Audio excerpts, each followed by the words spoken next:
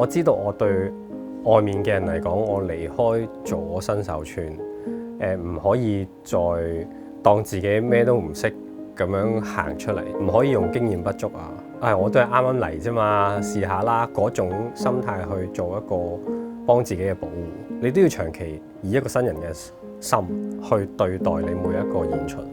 唔可以俾一啲過往嘅 pattern 啊、習慣啊、經驗反噬咗你自己，令到咪咁做咯，都係咁做咯咁樣。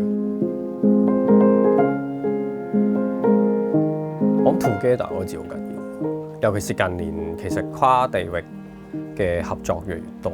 我哋可能真係有能力係喺一啲跨地域嘅故事裏面去呈現到啲新嘅視覺出嚟。尤其是今屆因為做大事緣故，再見到多咗其他地方嘅電影人，咁會更加期待我哋有冇可能有一日喺片場相見咧？我覺得呢樣嘢係